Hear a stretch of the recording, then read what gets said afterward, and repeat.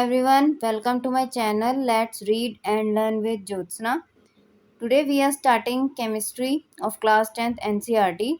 इससे पहले हम बायोलॉजी को कवर कर चुके हैं, पूरा सारे चैप्टर्स उसके हम कर चुके हैं जो भी सिलेबस में आने हैं, राइट। तो जिन्होंने भी वो वीडियोस नहीं देखी है उन सभी से रिक्वेस्ट है कि उन वीडियोस को जाके ज़रूर देखेगा।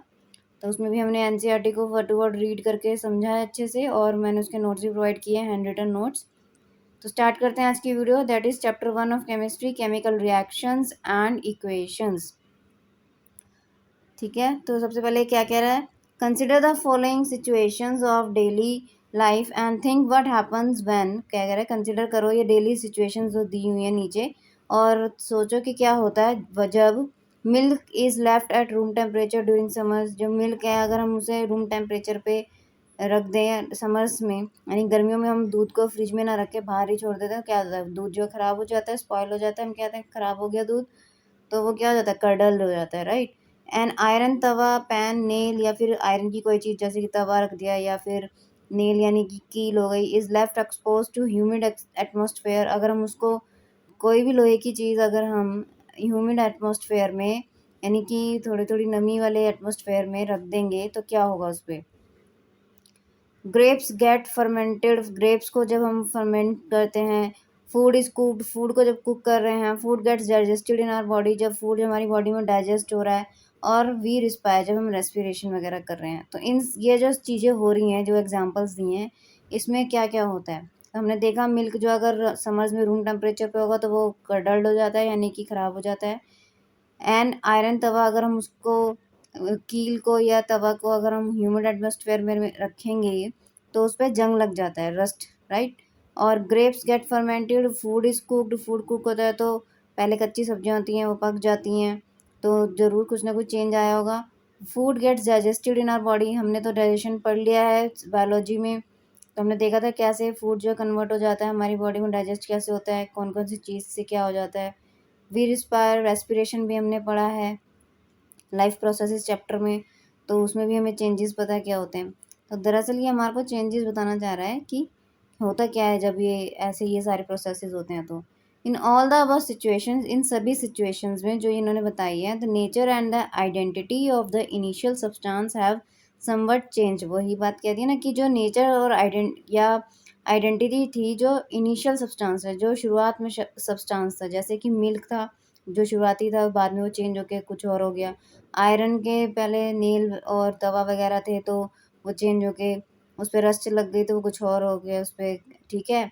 ग्रेप्स फर्मेंट होके कुछ और बन जाएंगे, तो ग्रेप्स जो है इनिशियल सब्सटेंस था। फूड इज कुक्ड, जो फूड बनने से पहले है वो इनिशियल सब्सटेंस है, कुक होने के बाद कुछ और है।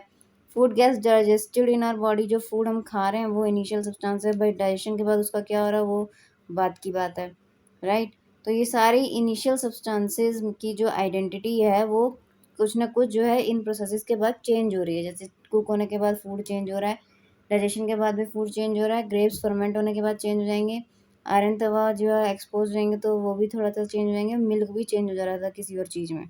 We have already learn about physical and chemical changes of matter in our previous classes.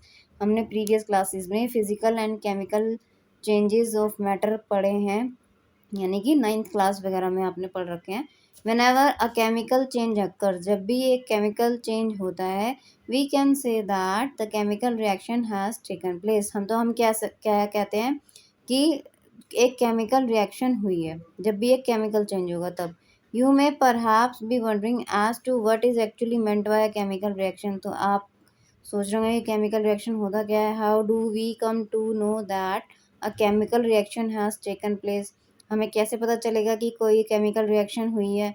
Late us perform some activities to find the answers to these questions. तो हम एक एक्टिविटी परफॉर्म करते हैं जिससे कि हम अपने आंसर्स फाइंड आउट कर सकते हैं। एक्टिविटी 1.1 में क्या कह रहा है, this activity needs the teachers assistance, it would be better if students with suitable classes. अरे ये तो सारी वो बता रहा है कि हमें क्या प्रिवेंशन लेनी चाहिए, कि टीचर की प्रेजेंस में हमें ये करना है, और स्टूडेंट्स को जो है हमें जब भी केमिस्ट्री लैब में कोई भी काम करना होता है तो हमें आई ग्लासेस वगैरह और ग्लव्स, शूज़, लैब कोट, ये मैंडेटरी होता ही होता है। Clean a magnesium ribbon about 3 to 4 centimetre long bye rubbing it with sand paper. तो एक मैग्नीशियम रिबन लेना है, उसको जो है रब करना है सैंड पेपर से। दरअसल हम उसे क्लीन कर रहे हैं एक तरीके से घिस के। Hold it with a pair of tongs. अब उसको ये टोंग्स से होल्ड करना है। टोंग्स क्या होता है? ये जो यहाँ दिख रहा है ये येलो कलर में, ये टोंग्स है जिससे हम पकड़ेंगे उसको। Burn it using a spirit lamp और burner and collect the ash so form in a watch glass as shown in figure. और उसे फिर बर्न करना है जैसे कि हम यहाँ पे बर्न कर रहे हैं, ठीक है। और क्या करना है, ये बर्नर है, इसकी हेल्प से बर्न कर देना, तो जलाना है। और फिर जो ये वॉच ग्लास है उस पर जो ये ऐश गिर रही होगी, ये जो यहाँ से गिर रहा है ना जलने के बाद जो राख है, एक तरीके से ऐश किसे कहते हैं, राख। तो ये एक तरीके से पाउडर फॉर्म में गिर रहा है नीचे, और उसे कलेक्ट कर लेना है। Burn the magnesium ribbon keeping it away as far as possible from your eyes, but do you observe. तो फिर हमने जब ये मैग्नीशियम रिबन को बर्न किया है तो हमें अब क्या ऑब्जर्व किया हमने, ठीक है। You must have observed that magnesium ribbon burns with a dazzling white flame and changes into a white powder। तो हम क्या ऑब्जर्व करेंगे कि जो मैग्नीशियम रिबर है जब वो बर्न करेगा तो फ्लेम कैसी दिखेगी, वाइट कलर की दिखेगी। And changes into a white powder, और वो जो मैग्नीशियम रिबन है वो एक वाइट पाउडर में चेंज हो जाएगा। This powder is magnesium oxide. It is formed due to the reaction between magnesium and oxygen present in the air। तो ये जो मैग्नीशियम ऑक्साइड बना है, जो ऐश हम कह रहे थे कि ऐश कलेक्ट कर रहे हैं वॉच ग्लास में, वो क्या है, मैग्नीशियम ऑक्साइड है। तो किससे बना है, जो एक रिएक्शन हुई है किसके बीच में, मैग्नीशियम रिबन का जो मैग्नीशियम है और जो ऑक्सीजन एयर में प्रेजेंट थी उसकी वजह से। तो देखिए इसमें दिया भी हुआ है, ये मैग्नीशियम रिबन हमने बर्न किया है वॉच ग्लास में, जो है ये मैग्नीशियम ऑक्साइड है, ठीक है। तो ये अब क्या हो, इससे हम क्या कह सकते हैं, जो मैग्नीशियम है वो कंबाइन हुआ ऑक्सीजन के साथ जो एयर में प्रेजेंट थी और उसने एक नया सब्सटेंस बना दिया मैग्नीशियम ऑक्साइड, क्योंकि वो पाउडर फॉर्म में चेंज हो गया ना। अगर वो चेंज ही नहीं होता रिबन, ठीक है, तो वो रिबन की फॉर्म में रहता। नहीं तो अगर मैग्नीशियम अगर ऑक्सीजन से रिएक्ट नहीं करता, अगर वो बर्न होके हमें सिर्फ मैग्नीशियम ही मिलना चाहिए था, लेकिन हमें मिला क्या, मैग्नीशियम ऑक्साइड, क्योंकि मैग्नीशियम ने ऑक्सीजन जो प्रेजेंट थी एयर में उसके साथ कंबाइन होकर एक नया सब्सटेंस बना दिया मैग्नीशियम ऑक्साइड। तो हम कह सकते हैं कि केमिकल रिएक्शन जो है हुई है जहाँ पे मैग्नीशियम और ऑक्सीजन जो है रिएक्टेंट्स हैं, और जो मैग्नीशियम ऑक्साइड है वो क्या है, प्रोडक्ट है, ठीक है। तो अगर अब हमें कहना हो कि केमिकल रिएक्शन होता क्या है, तो a chemical reaction is a change, या केमिकल चेंज कहेंगे, in which new chemical substances with new properties are formed. मतलब एक केमिकल रिएक्शन क्या होती है, एक केमिकल चेंज होता है जिसमें न्यू केमिकल सब्सटेंसेस जो हैं न्यू प्रॉपर्टीज़ के साथ बनते हैं, यानी जो न्यू सब्सटेंस बनेगा और उसकी न्यू प्रॉपर्टी होगी। जैसे यहाँ पे मैग्नीशियम था एक, और ऑक्सीजन तो एयर से ले ही रहा बर्निंग के दौरान। अब जो बन रहा है मैग्नीशियम ऑक्साइड, तो वो क्या है, न्यू सब्सटेंस है जिसकी प्रॉपर्टीज ऑक्सीजन और मैग्नीशियम, इन दो ये दोनों कंबाइन कर रहे थे ना। तो या तो ना इसकी ये मैग्नीशियम ऑक्साइड की प्रॉपर्टीज ना मैग्नीशियम की जैसी होंगी ना ऑक्सीजन की जैसी होंगी, इसकी अलग प्रॉपर्टीज होंगी, ठीक है। तो हम तभी कह रहे हैं कि न्यू सब्सटेंस बन गया विद न्यू प्रॉपर्टीज, इसी को हम केमिकल रिएक्शन कहेंगे, ठीक, समझ आई बात। तो हम इस चीज़ को कैसे लिखेंगे, ये रहा मैग्नीशियम, आगे हम देखेंगे कैसे हमें लिखना है ये सब। प्लस ऑक्सीजन क्या दे रहा है हमें, वैसे तो इसके बाद ये ऐसे लिखा जाता है, क्या दे रहा है, मैग्नीशियम ऑक्साइड, ठीक है, मैग्नीशियम ऑक्साइड ऐसे लिख देंगे। तो जो हमने तो रिएक्टेंट्स क्या है हमारे इसमें, मैग्नीशियम और ऑक्सीजन रिएक्ट कर रहे हैं ना, तो ये रिएक्टेंट्स हो गए, क्योंकि ये रिएक्ट कर रहे हैं, कंबाइन कर रहे हैं, तो ये रिएक्टेंट्स हो गए। और जो हमें मिलेगा वो क्या है, प्रोडक्ट है, ठीक है। वो क्या है, मैग्नीशियम ऑक्साइड, वाइट कलर का जो पाउडर हमें मिल रहा था, राइट, ठीक है ना। अब आगे देखते हैं क्या बोल रहे हैं वो। Activity 1.2 and activity 1.3। एक्टिविटी 1.2 में क्या बोल रहा है, take lead nitrate solution in a test tube. एक लेड नाइट्रेट को हमने एक टेस्ट ट्यूब में लेना है, और add potassium iodide solution to this, और उसी टेस्ट ट्यूब में हमें पोटेशियम आयोडाइड को जो है ऐड कर देना है। तो क्या होगा, मतलब एक ही टेस्ट ट्यूब हमने ली, ये रही टेस्ट ट्यूब, कलर चेंज कर लेते हैं इसका तभी दिखेगा, ठीक है। ये रही टेस्ट ट्यूब, इसमें हमने लिया क्या, लेड नाइट्रेट का सॉल्यूशन ले लिया। क्या है ये, लेड नाइट्रेट। इसमें हमने अब इसी में हम और क्या ऐड करेंगे, इसमें हम डालेंगे पोटेशियम आयोडाइड, ठीक है। पोटेशियम आयोडाइड भी डाल दिए, दोनों एक ही में ले लिए। अब हमें क्या क्या कह रहा है, व्हाट डू यू ऑब्जर्व, तो आप क्या ऑब्जर्व करेंगे, तो हम ये देखेंगे कि इसमें जो है एक येलो कलर का पीपीटी बन जाएगा, यानी कि प्रेसिपिटेट बन जाएगा, जो किसका होगा, वो दरअसल क्या बन रहा होगा, लेड आयोडाइड बन रहा होगा, ठीक है। Formed as a result of reaction between lead nitrate solution and potassium iodide solution, ठीक।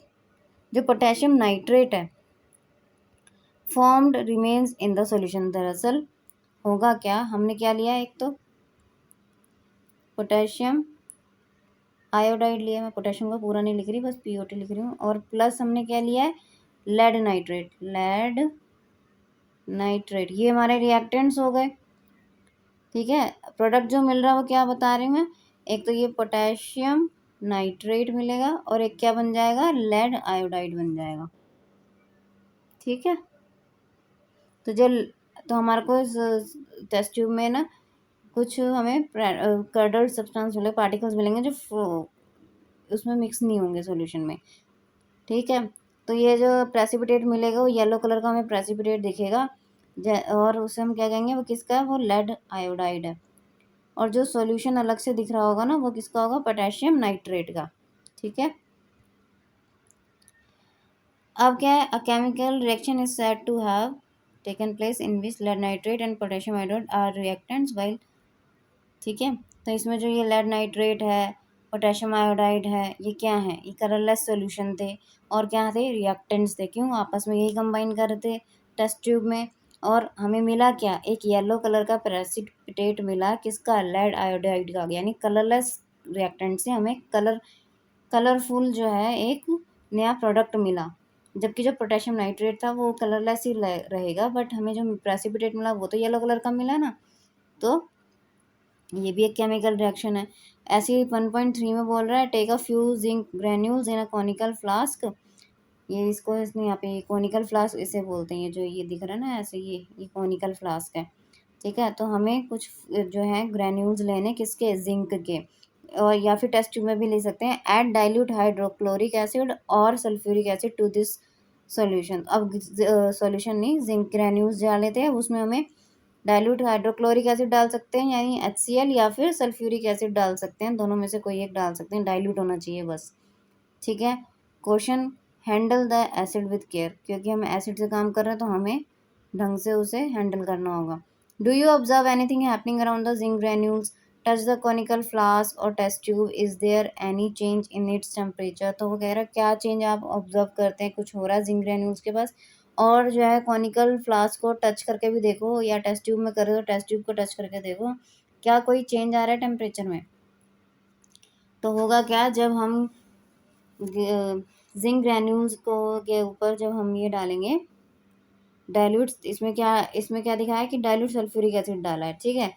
ये जिंक ग्रैन्यूल्स हैं, दिख रहे हैं, और डाइल्यूट सल्फ्यूरिक एसिड डाल दिया, कॉनिकल फ्लास्क है, ये ग्लास ट्यूब है, और ये कॉर्क है, ठीक। H2O गैस दिखा रहे हैं, H2O गैस जो है वो निकल रही है ऊपर की तरफ, जब रिएक्शन हो रही है ना जिंक ग्रैन्यूल्स और सल्फ्यूरिक एसिड के बीच में, तो H2 गैस निकलेगी, इवॉल्व होगी, राइट। हम क्या देखेंगे कि हमारे को जो है जिंक ग्रैन्यूल, जैसे ही हम एसिड ऐड करेंगे तो जिंक ग्रैन्यूल्स के आसपास हमें बबल्स दिखाई देंगे, ठीक है।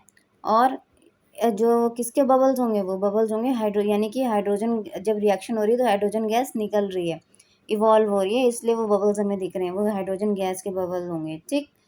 और ये ऐसा क्यों हुआ, हमें ये कैसे पता चलता है कि भाई हाइड्रोजन निकल रहा है, ठीक। तो क्योंकि हम चेक कर सकते हैं कैंडल को, एक जली हुई कैंडल को कॉनिकल फ्लास्क के पास लाके रखिए, और वो जो गैस निकल रही है उसके पास रखेंगे, ठीक है। तो जो गैस है वो जो पॉपिंग साउंड से जो है बर्न करेगी, ठीक है। और दूसरा उससे हमें पता चलता है कि यहाँ इसमें हाइड्रोजन गैस निकल रही है। और एक और है कि दूसरा क्या बनेगा, क्योंकि जिंक डाला था और हमने सल्फ्यूरिक एसिड डाला है, तो जिंक सल्फेट सॉल्यूशन बन जाएगा, जो सॉल्यूशन में ही रहेगा और जिसको हम देख नहीं सकते। ठीक है, तो क्या हुआ, जिंक ग्रैन्यूल्स थे, तो यानी कि हमने जिंक लिया और हमने उसमें क्या डाला, सल्फ्यूरिक एसिड डाला, वो भी डाइल्यूट सल्फ्यूरिक एसिड। फिर क्या हुआ, हाइड्रोजन गैस निकली, इवॉल्व हुई और क्या बना, जिंक क्लोराइड बना। तो जिंक और sulphuric acid, dilute sulphuric acid क्या हो गए, रिएक्टेंट्स हो गए, और हाइड्रोजन गैस निकल रही है और जिंक क्लोराइड बन रहा था, ओ सॉरी जिंक सल्फेट बन रहा था। तो वो कैसा, वो क्या है, हमारे प्रोडक्ट्स हैं। तो हाइड्रोजन तो गैस है, जिंक सल्फेट सॉल्यूशन की फॉर्म में मिलेगा, और वो कैसा होगा, कलरलेस होगा।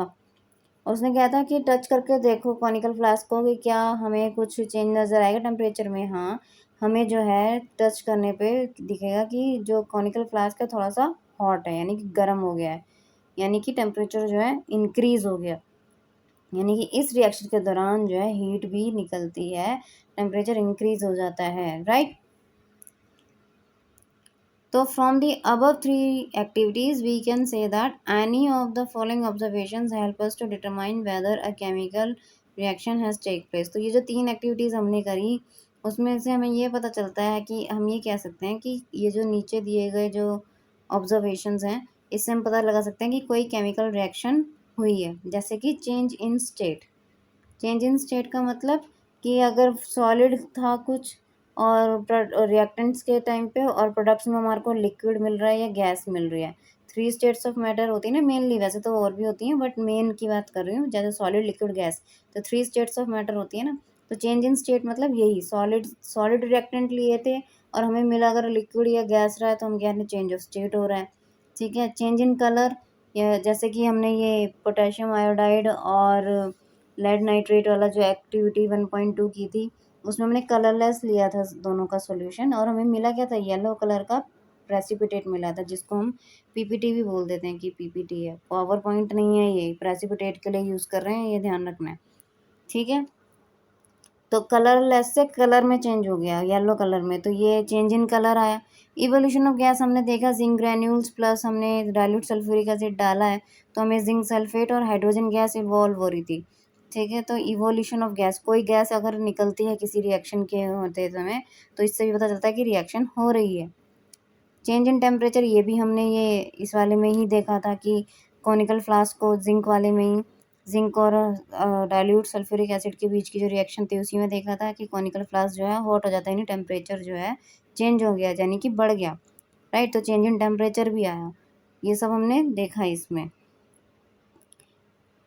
आगे देखते हैं और क्या कह रहा है, as we observe the changes around us, जैसे जैसे हम चेंजेस अराउंड अपने जो आपस चारों तरफ देखते हैं, ऑब्जर्व करते हैं, we can see that there is a large variety of chemical reactions taking place around us. तो हम कह सकते हैं बहुत सारी केमिकल रिएक्शंस जो है हमारे आसपास हो रही हैं। We will study about the various types of chemical reactions and their symbolic representation in this chapter. ऐसे ही हम बहुत सारी केमिकल रिएक्शन इस चैप्टर में पढ़ेंगे और कैसे कैसे उनको रिप्रेजेंट करते हैं सिंबल्स वगैरह से, वो भी देखेंगे। तो first is chemical equation. Chemical equations में हमने क्या देखा, देखते हैं।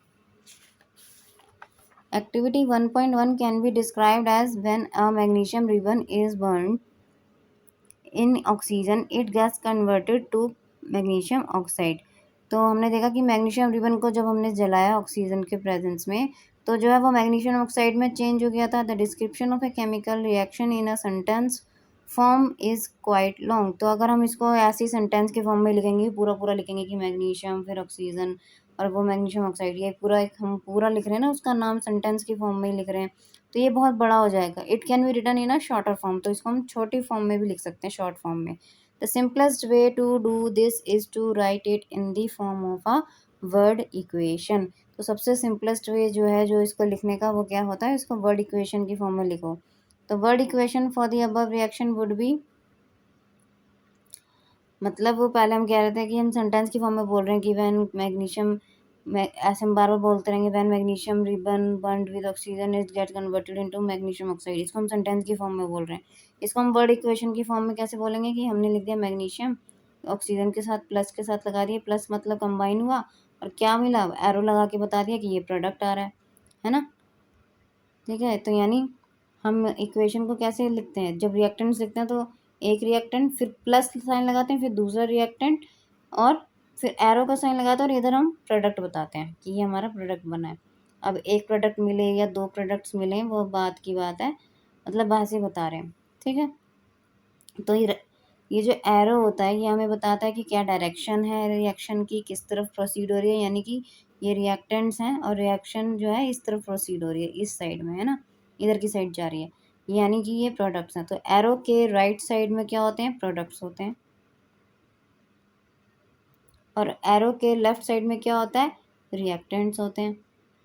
अब रिएक्टेंट एक हो सकता है, एक से ज़्यादा भी हो सकते हैं, राइट। तो वही चीज़ इसमें भी समझाएगा, भी आगे देखते हैं। The substances that undergo chemical change in the reaction 1.1, magnesium and oxygen are the reactants, ये बता ही दिया मैंने, मैग्नीशियम एंड ऑक्सीजन क्या है, रिएक्टेंट्स हैं। And the new substances magnesium oxide form during the reaction as a product, और जो new substance बना है मैग्नीशियम ऑक्साइड वो क्या है, प्रोडक्ट है। A word equation shows change of reactants to products, तो वर्ड इक्वेशन हमें ये दिखा रहा है कि कैसे चेंज हुआ है रिएक्टेंट्स प्रोडक्ट्स में, through an arrow place between them, तो हमने उसके बीच में क्या बताया, रिएक्टेंट्स और प्रोडक्ट्स के बीच में हमने क्या लगाया, एरो लगाया, अभी समझाया मैंने। ये देखो, ये एरो था, ये एरो लगाया, ये प्रोडक्ट्स हैं, ये रिएक्टेंट्स, इन दोनों के बीच में हमने एरो लगाया। और क्या कह रहा है, the reactants are written on the left hand side, ये बता दिया लेफ्ट हैंड साइड में है रिएक्टेंट्स, ये लिखे हुए ये दोनों रिएक्टेंट्स लेफ्ट हैंड साइड में है, एरो के रिस्पेक्ट में देखो तो, and with a plus sign, और बीच में उनका क्या है, एक प्लस साइन है। Similarly products are written on the right hand side with a plus sign, और ऐसे ही हम प्रोडक्ट्स को राइट हैंड साइड लिखते हैं एरो के, और प्लस का साइन भी लगा सकते हैं अगर एक से ज़्यादा प्रोडक्ट्स बन रहे हैं तो। The arrow head points towards the products, जो एरो का हेड है, हेड मतलब ये एरो है तो इसका ये जो हेड है ये किस तरफ पॉइंट करेगा, ये प्रोडक्ट्स की तरफ पॉइंट करेगा। And shows the direction of the reaction, ये मैंने भी आपको समझाया अभी।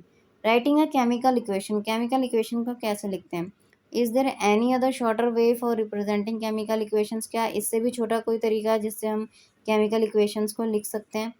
Chemical equations can be made more concise and useful if we use chemical formula instead of words, तो हम केमिकल इक्वेशंस को और ज़्यादा कॉन्साइज और छोटे फॉर्म में हम लिख सकते हैं जब हम वर्ड्स को यूज़ ना करके केमिकल फॉर्मूला यूज़ करें उन रिएक्टेंट्स का जो प्रेजेंट है ना, जो केमिकल्स हैं उनका, जो मेटल्स हैं नॉन मेटल्स हैं, जो भी एलिमेंट है उसका जो है हम सिंबल यूज़ कर लें तो और छोटी हो जाएगी।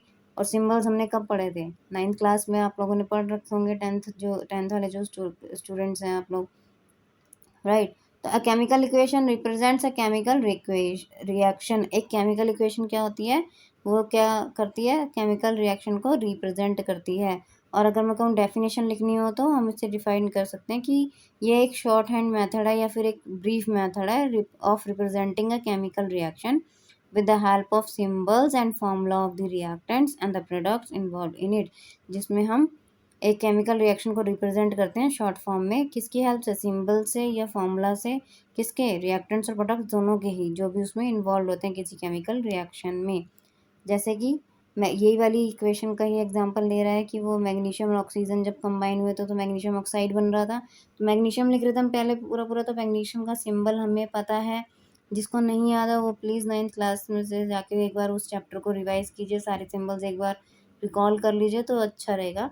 तो मैग्नीशियम का सिंबल Mg होता है, और ऑक्सीजन के लिए हम हमेशा मॉलिक्यूलर फॉर्म में लिखते हैं तो उसको O2 करके ही लिखते हैं, और हमें जो मिलेगा मैग्नीशियम ऑक्साइड, तो ये है हमारा मैग्नीशियम ऑक्साइड, मैग्नीशियम ऑक्साइड के लिए हम क्या लिखेंगे, MgO, सीधा सीधा।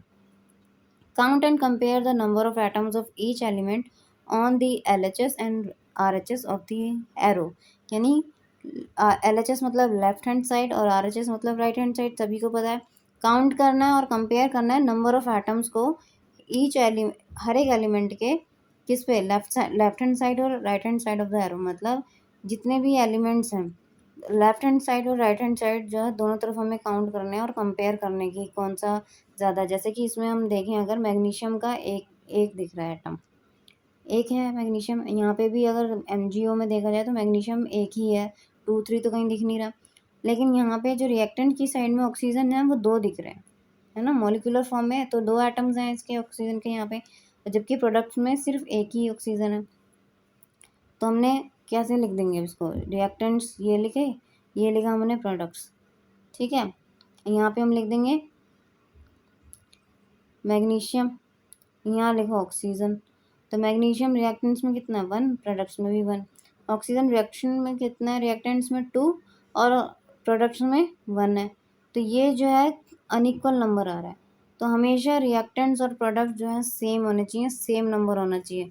जितने रिएक्टेंट्स में एटम्स होंगे उतने ही हमारे प्रोडक्ट्स में होने चाहिए। क्यों ऐसा होता है, क्यों कह रहे हैं हम ऐसी बात, क्योंकि केमिकल रिएक्शन में एक न्यू सब्सटेंस तो मिल रहा है, ज़रूर मिल रहा है, और विद न्यू प्रॉपर्टीज, बट जो एलिमेंट्स, जो एटम्स रिएक्टेंट साइड में थे वही तो चेंज होके अपना दूसरा प्रोडक्ट बना रहे हैं, न्यू प्रोडक्ट।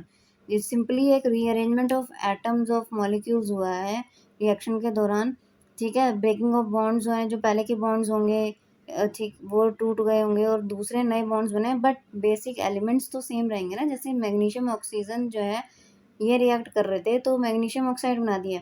अब यहाँ ये तो है नहीं कि मैग्नीशियम की जगह सोडियम आ गया या ऑक्सीजन की जगह क्लोरीन आ गई, नहीं, थे मैग्नीशियम और ऑक्सीजन ही एटम्स, मैग्नीशियम और ऑक्सीजन के ही एटम्स प्रेजेंट थे रिएक्टेंट्स में। तो वही एटम्स हमें प्रोडक्ट साइड पे भी दिखेंगे, but with a different arrangement of atoms, right. तो ये बात ध्यान रखनी है, एलिमेंट्स चेंज नहीं हो जाएंगे, बस रीअरेंजमेंट ऑफ एटम्स जो है चेंज होता है। बॉन्ड्स ब्रेक होते हैं पुराने वाले, और जो रिएक्टेंट मॉलिक्यूल्स के बॉन्ड होते हैं वो ब्रेक होंगे, और न्यू जो है बॉन्ड्स बनेंगे प्रोडक्ट के मॉलिक्यूल्स के बीच में, ठीक है। Simply change in the rearrangement of atoms होता है, ठीक है। हम कह सकते हैं during chemical reactions a rearrangement of atoms takes place between the reacting substances to form new substances जिसकी जो है पूरी की पूरी डिफरेंट प्रॉपर्टीज होती हैं, जो नया सब्सटेंस बनता है उसकी। और इसमें कह सकते हैं कि केमिकल रिएक्शन में breaking of old chemical bonds होता है, जो पहले से ही प्रेजेंट होता है रिएक्टिंग सब्सटेंसेस में, यानी कि रिएक्टेंट्स में, और फिर न्यू केमिकल बॉन्ड्स बनते हैं between the rearranged atoms of the products, ठीक है। तो ये समझ आ गया होगा आप सभी को। I hope you must have understood all this. आगे बढ़ते हैं, अब ये क्या कह रहा है। तो हमने देखा कि दोनों साइड जो है इक्वल अमाउंट ऑफ एटम्स होने चाहिए, इक्वल नंबर ऑफ एटम्स होने चाहिए। और ये इसलिए भी है, दूसरी बात यह है कि लॉ ऑफ कंजर्वेशन ऑफ मास, ये भी हमें मेंटेन रखना है ना। एक तो मैंने बता दिया कि क्यों होता है ऐसा, ठीक है। और ये हम क्यों कह रहे हैं कि नंबर ऑफ एटम सेम होना चाहिए दोनों तरफ, क्योंकि law of conservation of mass को भी हमने ध्यान रखना है। हमने पढ़ा है law of conservation of mass क्या होता है, कि mass can not be created nor be destroyed, right. It can be change into one form to another, या फिर it can be transfer from one form to another. ऐसी energy का भी होता है, law of conservation of energy भी यही होती है कि energy can neither be created nor be formed, it can only change from one form to another. तो यानी कि जो भी मास जो है रिएक्टेंट्स की साइड पे होगा, वही मास जो है हमारा प्रोडक्ट्स की साइड पे होना चाहिए। ओवरऑल एटम्स तो उतने ही है ना, बस रीअरेंजमेंट ही तो हो रहा है, तो मास तो सेम रहना चाहिए, जितने रिएक्टेंट्स में थे उतना ही यहाँ पे होना चाहिए। इसलिए बैलेंस इक्वेशन करना होता है, इसलिए बोला कि नंबर ऑफ एटम्स दोनों तरफ सेम होने चाहिए। और इसी चीज़ को करने के लिए हम क्या कहते हैं, बैलेंस्ड केमिकल इक्वेशंस पढ़ेंगे, कि कैसे बैलेंस करते हैं इन इक्वेशंस को, केमिकल इक्वेशंस को, राइट। तो पहले तो अभी हम देखते हैं क्या बोल रहा हूँ, if not then the equation is, हाँ हमने क्या कहा था, कंपेयर करना है और काउंट करना है नंबर ऑफ एटम्स को हर एक एलिमेंट के लेफ्ट हैंड साइड और राइट हैंड साइड जो भी है एरो के। Is the number of atoms of each element the same on both the sides, क्या जो है नंबर ऑफ एटम्स जो है दोनों सभी एलिमेंट्स का सेम है दोनों साइड्स, यानी लेफ्ट हैंड साइड और राइट हैंड साइड, यानी कि रिएक्टेंट्स के साइड पे भी और प्रोडक्ट्स की साइड पे भी। इफ़ यस, अगर यस हाँ है same, then the equation is balance, तो हम कहेंगे कि इक्वेशन क्या है, बैलेंस्ड है। If not then the equation is unbalanced, अगर ऐसा नहीं है, नंबर ऑफ एटम सेम नहीं है दोनों साइड, तो इक्वेशन कैसी होगी, अनबैलेंस्ड हो गई। Because the mass is not the same on both the sides end of the equation, क्योंकि मास जो है सेम नहीं होगा दोनों साइड्स इक्वेशन के।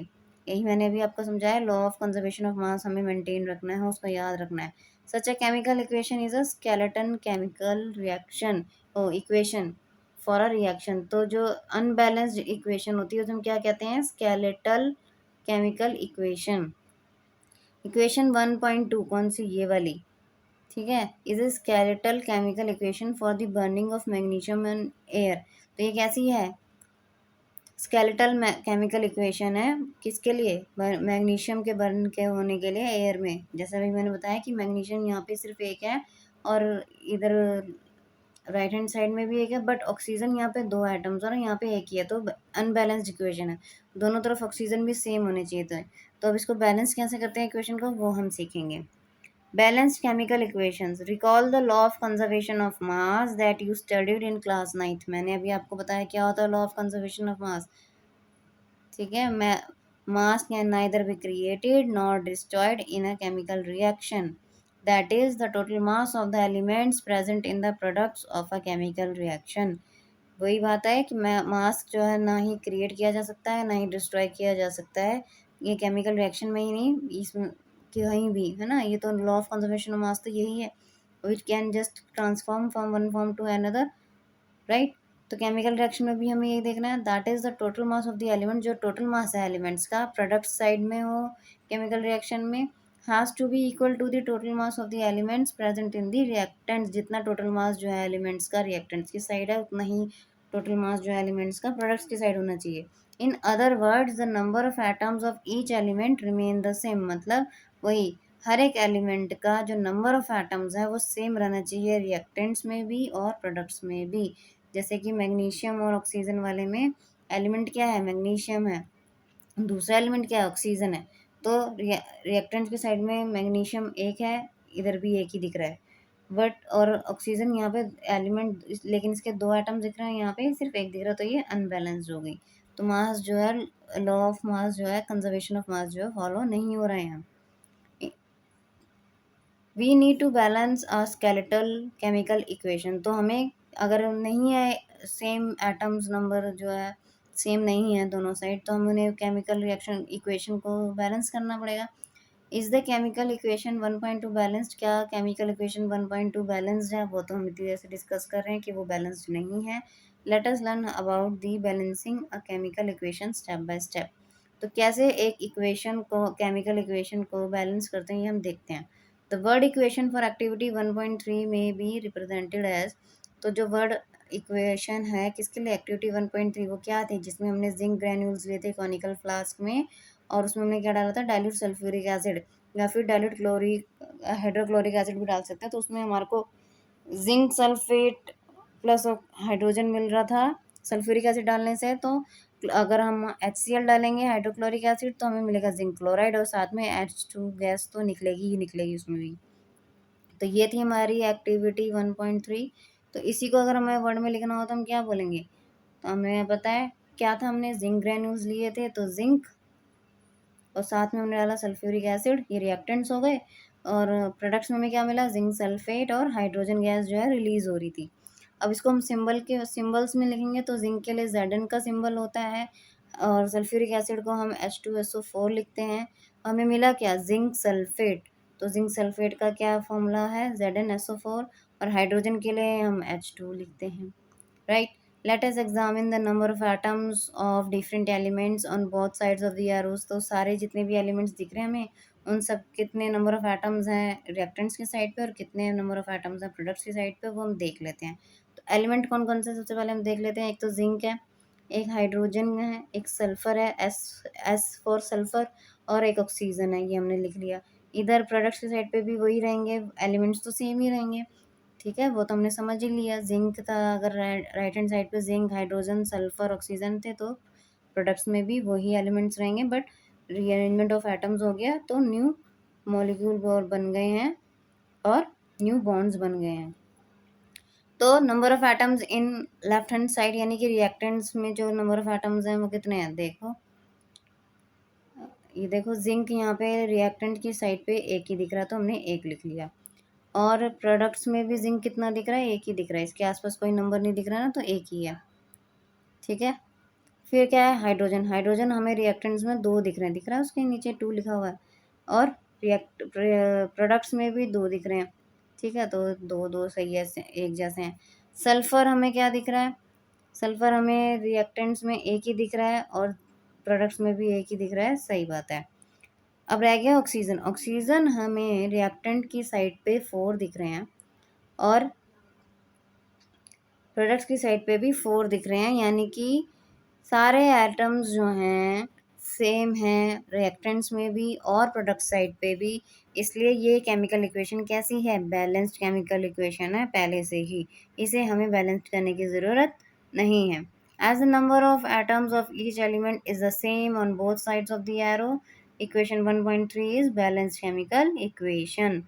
Late us try to balance the following chemical equation. तो इस वाली केमिकल इक्वेशन को हम बैलेंस करने देखते हैं।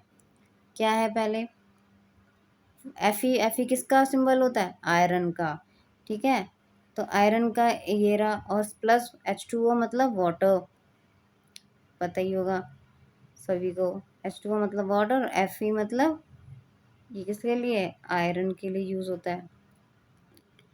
अब क्या बन रहा है, Fe3O4 प्लस H2। अब देखो कितने एलिमेंट्स हैं, कैसे करना है इसको, देखो to balance the chemical equation first draw boxes around each formula, कह रहे हैं कि बैलेंस करने के लिए बॉक्सेस ड्रॉ करो हर एक फार्मूला के अराउंड, जैसे कि इसमें दिखाया है कि ये इन्होंने बॉक्सेस बना दिए हैं, एफ के ऊपर भी, इधर भी और इसके भी, ठीक है, जैसे इसमें बनाया वैसे। List the number of atoms of different elements, अब नंबर ऑफ एटम्स लिखो, रिएक्टेंट्स की साइड पे कितने हैं और प्रोडक्ट्स की साइड में कितने हैं, ये जैसा कि हमने बताया था। तो एलिमेंट्स कौन कौन से हैं इसमें, एक तो Fe यानी कि आयरन, हाइड्रोजन और ऑक्सीजन, वाटर मत लिख दीजिएगा इधर, हमें एलिमेंट्स लिखने हैं, मॉलिक्यूल नहीं, वाटर मॉलिक्यूल है, एलिमेंट लिखना है, एलिमेंट क्या है, हाइड्रोजन और ऑक्सीजन है रिएक्टेंट्स की साइड पे, और वही जो है हमारे प्रोडक्ट्स की साइड पे भी होंगे, बस हमें एटम्स गिन रहे हैं हम उसके। तो रिएक्टेंट में जो है हमारा आयरन के जो है एक ही है, और इधर कितने दिख रहे हैं, 3 दिख रहे हैं, दिख रहा है, तो वो 3 लिख दिया, यानी कि बैलेंस नहीं है ये बात। फिर हाइड्रोजन यहाँ पे 2 दिख रहे हैं, ये 2 दिख रहे हैं, तो यहाँ पे भी 2 ही हैं, ये बैलेंस्ड है। ऑक्सीजन कितने दिख रहे हैं, यहाँ पे वाटर वाले में 1 है ऑक्सीजन और यहाँ पे 4 है, तो दिख रहा है हमारे को कि ये जो है बैलेंस इक्वेशन नहीं है, क्योंकि यहाँ पे जो है सिर्फ हाइड्रोजन जो है इक्वल है दोनों साइड, बट आयरन और ऑक्सीजन सेम नहीं है। रिएक्टेंट्स में आयरन 1 है तो प्रोडक्ट्स की साइड पे 3 एटम्स हैं, ऑक्सीजन के 1 एटम है रिएक्टेंट साइड पे, तो प्रोडक्ट्स की साइड पे 4 एटम्स है, तो यानी हमें इनको क्या करना होगा, बैलेंस करना होगा, इक्वल करना होगा। It is often convenient to start balancing the compound that contains the maximum number of atoms. तो अब 2 एटम्स ऐसे थे जो बैलेंस नहीं थे, आयरन और ऑक्सीजन, तो सब अब पहले किसको करें, तो ये कह रहे हैं कि ये हमेशा कन्वीनियंट रहता है, आसान रहता है, इजी रहता है कि हम अगर बैलेंस करना स्टार्ट कर रहे हैं किसी को, किसी केमिकल इक्वेशन को, तो हम उस कंपाउंड से स्टार्ट करें जिसमें मैक्सिमम नंबर ऑफ एटम्स हो, जिसके नंबर ऑफ एटम्स ज़्यादा हों। तो आयरन और ऑक्सीजन में से ज़्यादा एटम्स किसके हैं, ऑक्सीजन के हैं, क्यों, क्योंकि प्रोडक्ट साइड देखो, रिएक्टेंट साइड पे तो आयरन 1 है और ऑक्सीजन भी 1 है, प्रोडक्ट साइड पे 3 है आयरन, तो ऑक्सीजन 4 है, तो ज़्यादा किसके हुए, ऑक्सीजन के हुए, इसलिए हम पहले ऑक्सीजन को करते हैं, ठीक है। इट मे बी रिएक्टेंट और अ प्रोडक्ट, तो वो कोई भी एक कंपाउंड हो सकता है, चाहे वो रिएक्टेंट साइड पे हो चाहे वो प्रोडक्ट साइड पे हो। In that compound select the element which has the maximum number of atoms, तो उस कंपाउंड में मैक्सिमम नंबर ऑफ एटम्स किसके हैं, आई एम सॉरी मैंने गलत बता दिया, कि इन्होंने हमें बताया कि जो कंपाउंड के मैक्सिमम नंबर ऑफ एटम्स है ना, वो देखना है पहले। तो हम इक्वेशन में देखें कि सबसे ज़्यादा मैक्सिमम नंबर ऑफ एटम्स कौन से कंपाउंड में है, कंपाउंड मतलब यहाँ तो सिर्फ ये देखो, आयरन सिर्फ अकेला है, यानी सिर्फ एलिमेंट की तरह काम कर रहे हैं यहाँ पे, ये मॉलिक्यूल है H2O, इसमें दो दो वो हैं, 2 हाइड्रोजन है और 1 ऑक्सीजन है, तो 3 एलिमेंट्स हैं इसमें, इस वाले कंपाउंड में। और इस वाले में कितने हैं, 3 आयरन के एटम्स हैं और 4 ऑक्सीजन के एटम्स हैं, यानी कि टोटल कितने हो गए, 7 एटम्स हो गए इसमें, और 2 हाइड्रोजन है। तो सबसे ज़्यादा नंबर ऑफ एटम्स कौन से कंपाउंड में हुए, वो किस में हुए, Fe3O4। ज़रूरी नहीं है कि हमेशा प्रोडक्ट्स की साइड पे ही ऐसा वाला कंपाउंड हो, हमारे को वो रिएक्टेंट साइड पे भी मिल सकता है, ये बोला है। इस वाले में प्रोडक्ट्स की साइड पे है, बस हमें ये देखना है कि कौन से कंपाउंड में पूरी इक्वेशन में सबसे ज़्यादा नंबर ऑफ एटम्स हैं, तो पहले उसी को हमें बैलेंस करना चाहिए। अब हमने देख लिया कि Fe3O4 है जिसमें सबसे ज़्यादा जो है नंबर ऑफ एटम्स हैं, तो सबसे पहले हम उसको देखेंगे। अब उसमें भी हम सेलेक्ट करेंगे ऑक्सीजन, क्यों? क्योंकि दोनों में ऑक्सीजन में जो है ज़्यादा एटम्स हैं।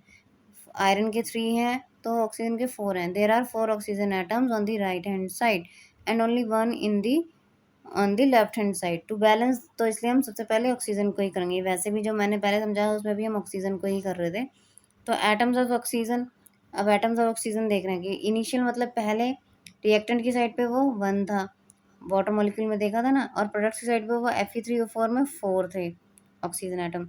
बैलेंस करना है, बैलेंस करने के लिए हम क्या करेंगे, तो 1 को इधर यानी कि इधर 1 है, इधर 4 है, तो इन दोनों को 4 कैसे कर सकते हैं कि हम इस वाले को 4 से मल्टीप्लाई कर दें, है ना, और इसको 1 से मल्टीप्लाई कर देंगे तो ये तो 4 ही आएगा ना, तो इसको हमने 4 से मल्टीप्लाई कर दिया तो ये दोनों तरफ 4 4 हो जाएंगे, तो ये हमने बैलेंस कर दिया। इसका मतलब ये है कि ऑक्सीजन को जो है कहाँ पे, रिएक्टेंट्स की साइड में हमें 4 लगाना है।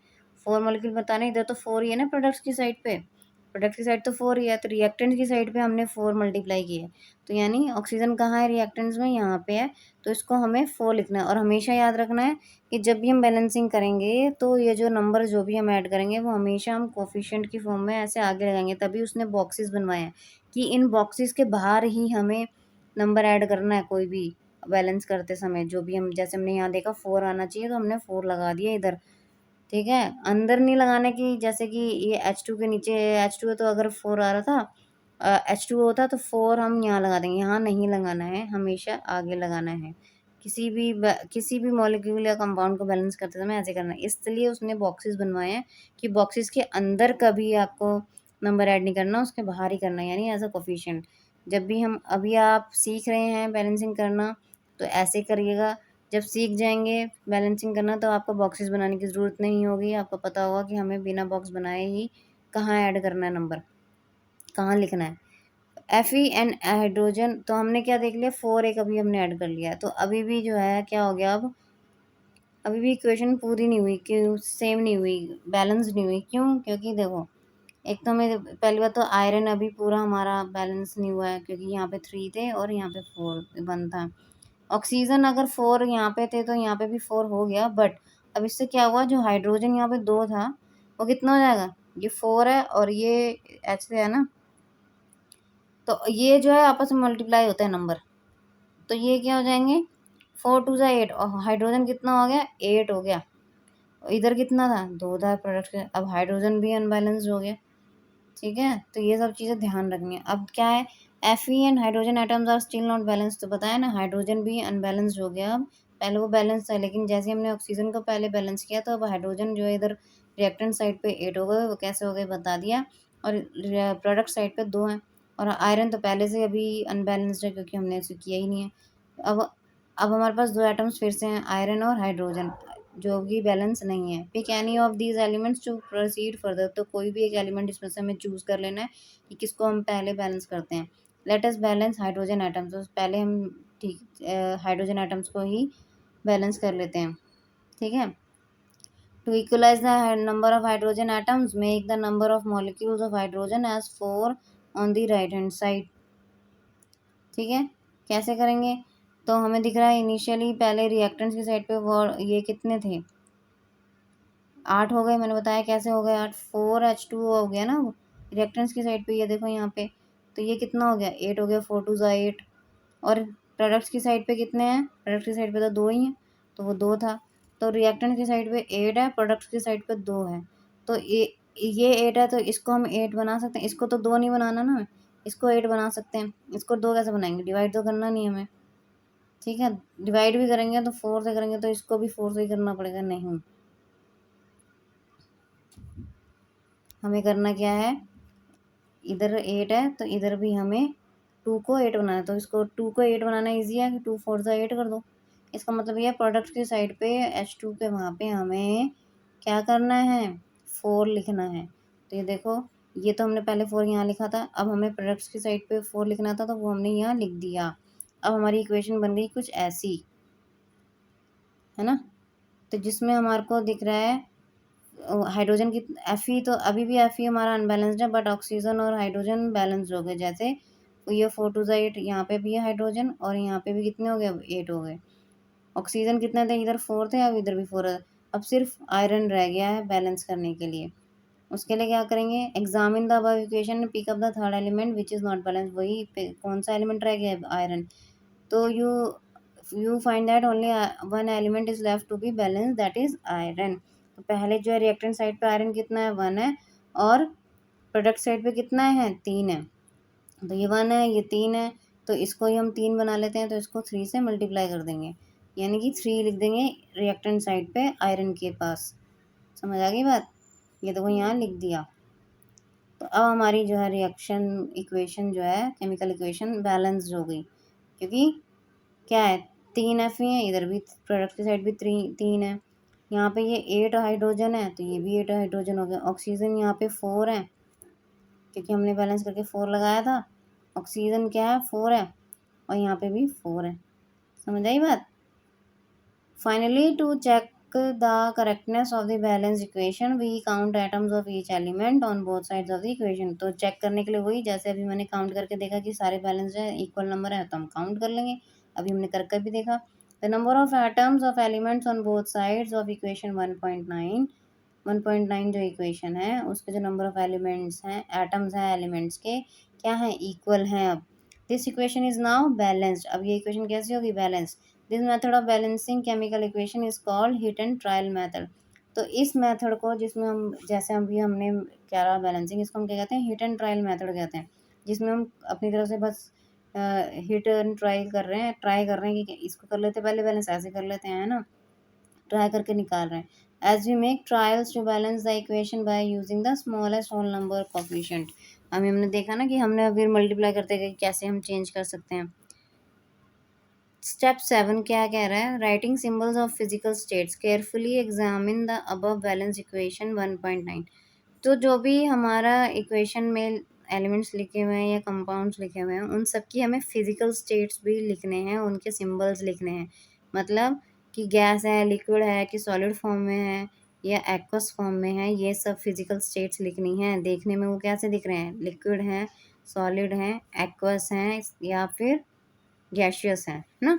तो ये भी हमें लिखना है, रिएक्टेंट्स का भी और प्रोडक्ट्स का भी। Carefully examine the above equation balance equation 1.9। Does this equation tell us anything about the physical state of each of the reactant and product. तो क्या ये 1.9 में जो इक्वेशन लिखी है, इसमें हमारे को फिजिकल स्टेट पता चल रही है किसी भी प्रोडक्ट, किसी भी उसकी एलिमेंट की या प्रोडक्ट की? नहीं दिख रही ना। क्या जो रिएक्टेंट की साइड पे Fe का सिंबल है, हमें क्या पता कि किस फॉर्म में है ये, यहाँ पे वाटर तो चलो हो रही है लिक्विड फॉर्म में। Fe3O4 जो प्रोडक्ट बन रहा है, किस फॉर्म में हमें नहीं पता। ये H2 है, हमें पता गैस होता है, तो चलो ये पता होगी, लेकिन बाकी सबका तो नहीं पता ना। इसलिए no information has been given in this equation. ये तो हमें पता है, लेकिन इस इक्वेशन में उन्होंने लिखा नहीं है, कुछ भी नहीं लिखा कि कौन सा गैस है, कौन सा लिक्विड है, तो कोई इन्फॉर्मेशन नहीं दी गई फिजिकल स्टेट्स के बारे में। To make a chemical equation more informative, तो एक केमिकल इक्वेशन को ज़्यादा इन्फॉर्मेटिव, मतलब कि वो ज़्यादा से ज़्यादा इन्फॉर्मेशन दे सके पढ़ने वाले को, the physical states of the reactants and products are mention along with their chemical formula. इस तो फिजिकल स्टेट्स भी जो है मेंशन किए जाते हैं रिएक्टेंट्स और प्रोडक्ट्स दोनों के ही, ठीक है, उसके फार्मूला के साथ। The gaseous, liquid, aqueous and solid states of reactants and products are represented by notations। तो gaseous के लिए G लगाएंगे और ब्रैकेट में ऐसे लिखना है, हमें सिर्फ G नहीं लिख देना है, ब्रैकेट में लिखना है। लिक्विड के लिए ब्रैकेट में ऐसे L, और aqueous के लिए AQ ऐसे ब्रैकेट में, और सॉलिड के लिए S। ब्रैकेट ज़रूर लगाना है, ऐसे ही नहीं लिख देना, ठीक है। रिटर्न इफ द रिएक्टेंट और product, the word aqueous AQ is written in if the reactant or product is present as a solution in water। aqueous किसके लिए यूज़ करते हैं कि कोई भी सॉल्यूशन जो है जिसमें हमने वाटर को यूज़ किया है सॉल्यूशन बनाने के लिए, यानी वाटर सॉल्वेंट होता है किसी भी सॉल्यूशन में, तो वो कैसा सॉल्यूशन होता है? एक्वस सॉल्यूशन होता है। ठीक है, तो बैलेंस इक्वेशन 1.9 बिकम्स, तो जो 1.9 इक्वेशन थी अब उसमें हमने स्टेट भी लिख दी। तो एफ ई क्या था? सॉलिड फॉर्म में था, वाटर गैशियस फॉर्म में है, यहाँ पे ये ध्यान देना है, लिक्विड फॉर्म में नहीं है। ठीक है, वाटर गैशियस फॉर्म में कैसे हो सकता है? वाटर वेपर्स की फॉर्म में। और क्या बन रहा है? Fe3O4 सॉलिड बन रहा है, साथ में हाइड्रोजन गैस निकल रही है। Note that the symbol G is used with water to indicate that it is in this reaction water is used in the form of steam. तो हमने देखा वाटर को जो है गैशियस स्टेट में दिखाया है, जिससे कि ये बताने के लिए कि जो वाटर जो है इस रिएक्शन में स्टीम की फॉर्म में यूज़ हुआ है। Usually, physical states are not included in a chemical equation unless it is necessary to specify them. Usually जो है हम physical states जो है chemical equation में नहीं लिखते हैं जब तक ज़रूरी ना हो उन्हें बताना. Sometimes the reaction conditions such as temperature, pressure, catalyst, etc. for the reaction are indicated above and or below the arrow in the equation. कुछ कभी कभी जो रिएक्शन कंडीशंस जो होती हैं कि वो कौन से टेम्परेचर पे हो रही है रिएक्शन, क्या प्रेशर है, किस प्रेशर पे हम रिएक्शन कर रहे हैं, क्या कैटलिस्ट यूज़ कर रहे हैं, इन सबको हम जो है मेंशन करते हैं। किस पे लिखते हैं ये सब चीज़ें? टेम्परेचर वगैरह या प्रेशर या कैटलिस्ट, ये हम लिखते हैं एरो पे। जो एरो होता है उसके ऊपर लिखेंगे या फिर नीचे लिखेंगे। जैसे कि देख रहे होंगे, जैसे ये पहली वाली इक्वेशन में 340 एटमॉस्फेयर लिखा गया है एरो के ऊपर, यानी एटमॉस्फेरिक प्रेशर बताया गया कि इस प्रेशर पे 340 एटमॉस्फेरिक प्रेशर पे ये वाली इक्वेशन हो रही थी। और ऐसे ही सेकंड रिएक्शन जो है वो क्या है, उसमें एरो पे लिखा है सनलाइट और क्लोरोफिल।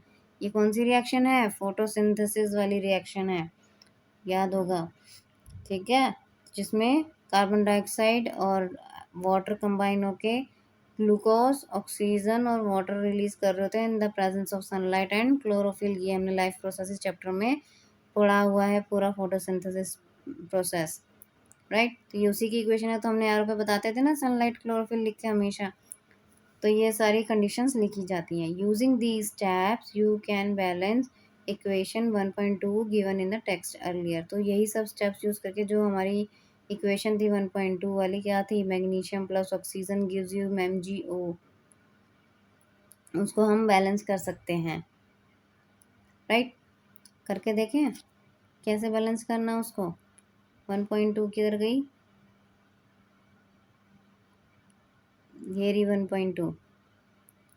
तो यहाँ पे हमें क्या है, कैसे करेंगे? वही, ये रिएक्टेंट्स हैं, ये प्रोडक्ट्स हैं, यहाँ पे मैग्नीशियम है, यहाँ पे ऑक्सीजन है। ठीक है, तो रिएक्टेंट साइड पे मैग्नीशियम कितना है? 1, और प्रोडक्ट साइड पे भी 1 है। ऑक्सीजन जो है रिएक्टेंट साइड पे 2 है, और इधर कितना है? 1। तो हम इसको 2 बना देंगे, इधर 2 मल्टीप्लाई कर देंगे, यानी प्रोडक्ट साइड पे हमें 2 डालना है, यहाँ पे 2 लिख देंगे हम। तो ऑक्सीजन तो 2 हो गए। अब क्या हो रहा है, यहाँ पे अगर हमने यहाँ 2 लिख दिया इसके आगे, तो अब क्या हो गया? ऑक्सीजन 2 हो गए, इधर भी 2 हो गए। मैग्नीशियम लेकिन अब यहाँ पे 1 है, यहाँ पे 2 है। तो अब दोबारा से मैग्नीशियम को अगर हम करें, ये रिएक्टेंट है, ये प्रोडक्ट है। मैग्नीशियम जो है अब रिएक्टेंट साइड पे 1 है और इधर 2 है ना।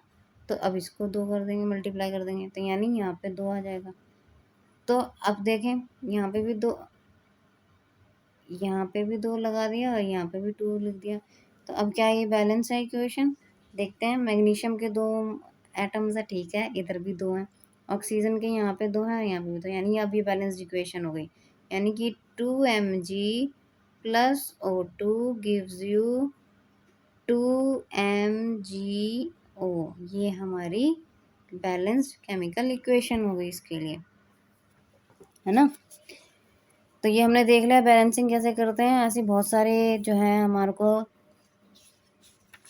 वो दिए होंगे, क्या कहते हैं, रिएक्शंस देंगे आपको बैलेंस करने की, जो है प्रैक्टिस करनी है। पहले तो इन्हीं को करना है, और पीछे एनसीईआरटी क्वेश्चंस होंगे, उनसे देख सकते हैं। रिफ्रेशेस वगैरह आपके पास होंगे, उन सबको आपको बैलेंस करके देखना है। जैसे ये फोटोसिंथेसिस वाली है, इसको भी आप जो है बैलेंस करके देखेंगे कि कैसे करते हैं बैलेंस। ठीक है, मैं तो करवाऊँगी ही, नोट्स में तो ज़रूर करवाऊँगी, अगर इसमें नहीं करवाया तो, राइट। अब हमें क्या करना है, इसमें तो वैसे ही बैलेंस इक्वेशन लिखी हुई है फोटोसिंथेसिस की। हम क्या करेंगे, इसको बिना बैलेंसिंग के लिखेंगे, यानी कि जो जो कोफिशिएंट में लिखा हुआ है वो हमें नहीं कर लिखना है। पहले सिंपल से CO2 plus H2O gives to C6H12O6 लिखना है, और उसके बाद हमें प्लस O2 लिखना है प्लस H2O लिखना है। जितना भी उसके आगे ये 6 12 लिखा है ये हमें नहीं लिखना होगा, उसके बाद बैलेंस इक्वेशन करके देखिएगा। ठीक है, तो अब NCERT क्वेश्चन डिस्कस कर लेते हैं। Why should magnesium ribbon be cleaned before burning in air. तो हमने देखा था जब एक्टिविटी कर रहे थे, हमने देखा था कि सैंड पेपर से मैग्नीशियम रिबन को हमने क्लीन किया था रब करके। ऐसा क्यों किया, क्योंकि जो मैग्नीशियम रिबन है उसके ऊपर जो है एक लेयर सी जमा होती है, ठीक है, पहले से ही, जैसे कि लोहे पे जंग लग जाता है, ठीक है, ऐसी मैग्नीशियम पे एक लेयर जमा होती है। जो इस मैग्नीशियम रिबन टोटली किसका होना चाहिए, मैग्नीशियम का, बट उसके ऊपर पहले से ही एक लेयर जमा हो जाती है जिसको हमें साफ़ करना ज़रूरी है। वो किसकी लेयर होती है, वो मैग्नीशियम ऑक्साइड की होती है। अब मैग्नीशियम ऑक्साइड तो हमने देखा वो तो मैग्नीशियम को रिबन को बर्न करने पे बनता है, वो ठीक है, बट मैग्नीशियम रिबन जब ऐसे ही रखा रहेगा तो ऑक्सीजन तो एयर में है ना, तो वो उसके साथ रिएक्ट तो करता ही है, एयर वाली ऑक्सीजन से रिएक्ट कर रहा था, तो धीरे धीरे रिएक्ट करेगा तो क्या होगा, slow, rate of reaction slow हो सकता है, बट रिएक्शन होगी तब भी, क्योंकि हम वहाँ पे बर्निंग नहीं कर रहे हैं, क्योंकि रूम टेम्परेचर पे भी कुछ तो टेम्परेचर उसे मिल रहा है। तो मैग्नीशियम और जो एटमॉस्फेरिक ऑक्सीजन है वो रिएक्ट करते हैं, और मैग्नीशियम रिबन पे in the course of time क्या होता है, एक लेयर डिपॉजिट हो जाती है मैग्नीशियम ऑक्साइड की। इसलिए हम उस मैग्नीशियम ऑक्साइड लेयर को क्लीन करते हैं सैंड पेपर से before performing this activity, before using this magnesium ribbon for any chemical equation. किसी भी केमिकल रिएक्शन में अगर मैग्नीशियम रिबन यूज़ करना है तो उसको हमें पहले क्लीन कर लेना चाहिए। ठीक है, इसमें तो हमने बताया कि हम बर्न कर रहे हैं और बना मैग्नीशियम ऑक्साइड ही रहते, लेकिन कहीं कहीं किसी दूसरी रिएक्शन में मैग्नीशियम का किसी और रिएक्शन में यूज़ करना हो तो ये मैग्नीशियम रिबन का यूज़ कर सकते हैं, और वो प्योर होना चाहिए मैग्नीशियम, वरना तो मैग्नीशियम ऑक्साइड आ जाएगा रिएक्टेंट साइड पे, और चाहिए हमें मैग्नीशियम था, इसलिए हमें उसे क्लीन करना चाहिए, राइट। अब क्या है, right the balance equation for the following chemical reactions. देखिए मैंने बोला कि ये सारे प्रैक्टिस के लिए एनसीईआरटी क्वेश्चंस दिए हुए हैं। तो hydrogen plus chlorine gives you hydrogen chloride.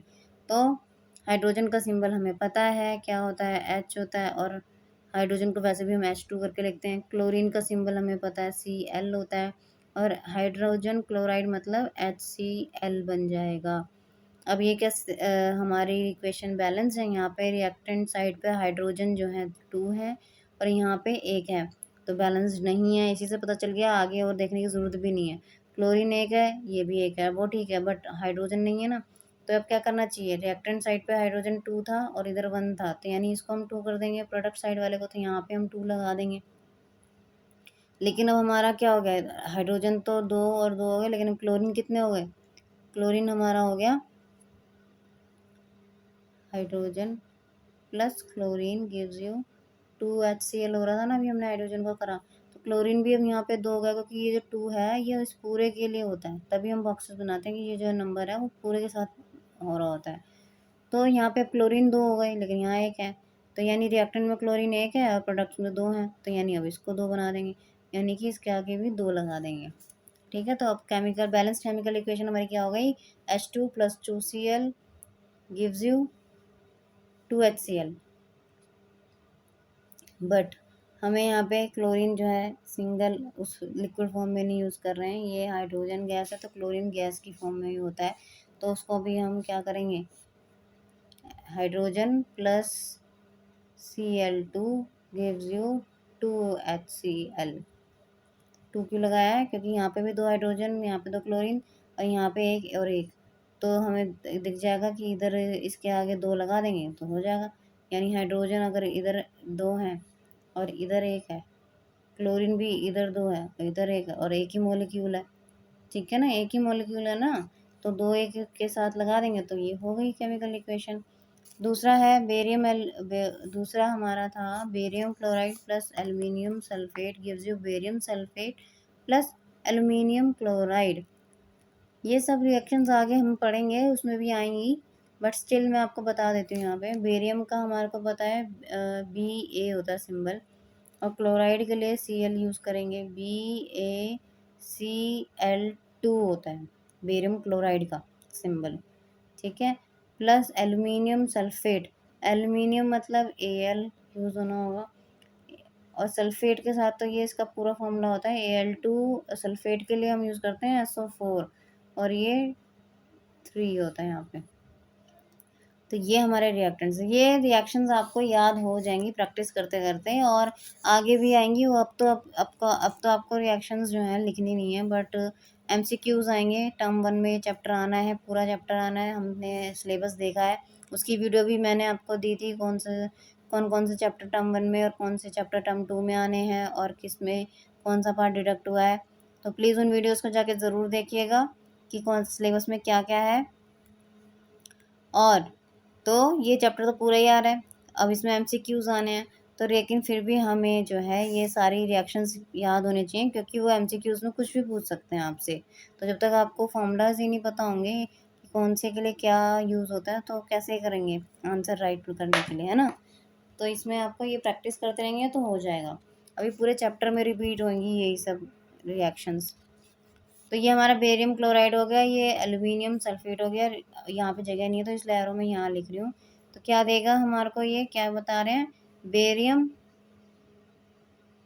Barium sulphate plus aluminium chloride, यानी बेरियम जो है सल्फेट के साथ, एल्यूमिनियम जो है क्लोराइड के साथ आ रहा है, ठीक है। तो ये सारी रिएक्शंस कैसी होती हैं, ऐसा क्यों हो रहा है, ये आगे हम टाइप्स ऑफ रिएक्शंस पढ़ेंगे तब पता चल जाएगा। तो हमारे को प्रोडक्ट्स मिलेंगे barium sulphate plus aluminium chloride, तो ये ऐसे होना है। अब रिएक्शन मैंने आपको लिख के बताई है पूरी, तो उसको बैलेंस करके देखिएगा ज़रूर, ठीक है। तो मैं एक बार लिख लेती हूँ दोबारा से रिएक्शन। हमने क्या लिखा था, BaCl2 प्लस Al2SO4 बोला था मैंने, और बना क्या है, बेरियम सल्फेट BaSO4 प्लस क्या है, एल्युमिनियम क्लोराइड Cl3, ठीक है। तो अब वे वही सारे एटम्स लिख लेने हमारे को, बेरियम हो गया, क्लोरीन हो गया, एल्युमिनियम हो गया, सल्फर है, ऑक्सीजन है ना। कितने सारे हैं ना यहाँ पे, 1 2 3 4 5, 5 एलिमेंट हैं। इन सबको आप देखिए कौन सा किस में है। बेरियम जो है प्रोडक्ट साइड में, ये रिएक्टेंट्स वाली साइड लिख दीजिए, यहाँ प्रोडक्ट्स वाली साइड लिख दीजिए। बेरियम रिएक्टेंट साइड पे 1 है, यहाँ पे भी 1 है। जैसे बताया वैसे ही करना है, फिर सबको कंपेयर कीजिए और मल्टीप्लाई कीजिए, और रिएक्शन को बैलेंस करना सीखिए। नहीं तो मैं नोट्स जब दूंगी तब तक बताऊंगी ये। तो ये प्रैक्टिस करेंगे तो अपने आप, जब तक नहीं करेंगे तब तक नहीं आएगा। अब नेक्स्ट है, right a balance chemical equation with state symbols for the following reaction. अब इन सब के लिए हमारे को पूरा रिएक्शन लिखनी है, इक्वेशन लिखनी है, और स्टेट भी लिखनी है, कौन सी स्टेट में क्या था, ठीक है। तो solutions of barium chloride and sodium sulphate in water, तो सॉल्यूशंस इन वाटर करके बताया है, किसका, बेरियम क्लोराइड का सॉल्यूशन वाटर में और सोडियम क्लोराइड का सॉल्यूशन वाटर में।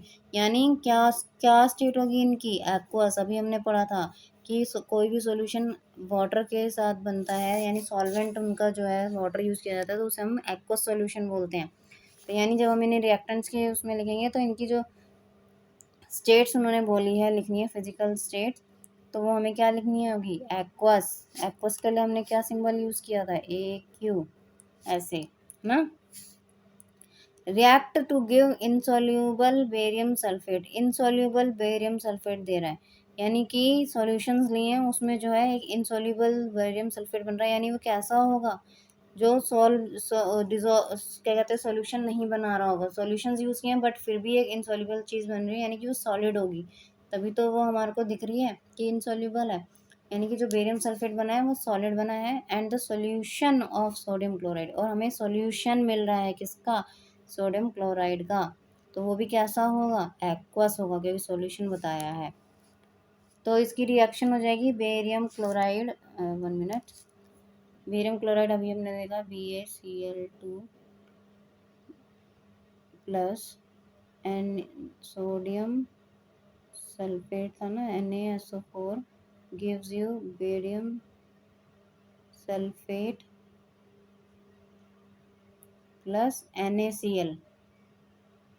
ठीक है, इनकी बैलेंसिंग तो बता ही दिया कैसे करनी है, ये आपको प्रैक्टिस करना है। ये इसकी एक्वस फॉर्म में थी, ये सॉलिड बता रहा था इनसॉल्युबल है तो, और ये भी हमारे कैसे हैं, एक्वस ही हैं। ठीक है ना, तो इनकी एक्वस बतानी है, तो ये ऐसे लिखना है। Next is sodium hydroxide solution in water, ये भी एक्वस है, इसका मतलब reacts with hydrochloric acid solution in water, मतलब कि ये भी एक्वस लिखना है इसका। To produce sodium chloride solution and water, तो सोडियम क्लोराइड सॉल्यूशन है तो वो एक्वस होगा, और वाटर हमें लिक्विड फॉर्म में बताना होगा। तो NaOH सोडियम हाइड्रोक्साइड हो गया, कैसा बताया था, एक्वस। प्लस मैं यहाँ लिख रही हूँ क्योंकि जगह नहीं है इसलिए, लेकिन आपको जैसे एक ही लाइन में लिखना है पूरा, ये ऐसे ही सीधे। ठीक है, प्लस क्या लिया था, HCl लिया था, कैसा था वो भी एक्वस। ये हमारे रिएक्टेंट्स हो गए, प्रोडक्ट्स क्या बनेंगे हमारे, NaCl बन रहा था जिसको हम क्या बोल रहे थे, एक्वस ही है। प्लस हमारे को वाटर मिल रहा है जो कैसा होगा, लिक्विड। राइट, अगर वाटर की जैसे आप कह सकते हैं कि हमें क्या पता चल लिक्विड है, अगर कोई और स्टेट बतानी होगी तो मेंशन करेंगे, जैसे कि उसमें जहाँ पे उन्होंने गैस गैस बताया था कि, तो उसमें उसने मेंशन किया कि स्टीम की फॉर्म में यूज़ किया है। तो अगर गैशियस फॉर्म में दिखानी होगी स्टेट तो वो मेंशन करता है यहाँ पे कि जो वाटर जो है स्टीम की फॉर्म में निकल रहा है, तो अब हम उसे गैशियस फॉर्म में लिखते हैं, राइट। और अगर हम आइस की फॉर्म में यूज़ कर रहे होंगे वाटर को तो वो सॉलिड स्टेट हो जाएगी वाटर की। ठीक है, तो तब भी वो मेंशन करेगा। अदरवाइज अगर मेंशन नहीं किया है कि किस फॉर्म में है तो सिंपल वाटर लिखा है, इसका मतलब ये है कि वाटर लिक्विड फॉर्म में ही है, ये बात याद रखनी है। तो that's it for today's video. Next video में हम इस चैप्टर का जो आगे के जितने भी टॉपिक्स हैं वो हम कवर कर लेंगे। तब तक आप ये बैलेंसिंग वगैरह करके रखिएगा, प्रैक्टिस करिएगा, रिवाइज कीजिएगा। ठीक है, मैं नोट्स में बहुत सारी प्रैक्टिस दूंगी भी वैसे भी, और जितनी भी मेरी वीडियोज़ हैं प्लीज़ जाके ज़रूर देखिए बायोलॉजी की, जिसमें हमने सारे चैप्टर्स कवर कर लिए हैं, और इसके भी नोट्स मैं दूंगी इस वाले चैप्टर के। Please don't forget to like share and subscribe to my channel. And जो भी सजेशंस या क्वेरीज या डाउट हो आप प्लीज़ कमेंट बॉक्स में लिख के बताइएगा। टेक केयर ऑफ़ योरसेल्फ, मिलते हैं नेक्स्ट वीडियो में, बाय बाय।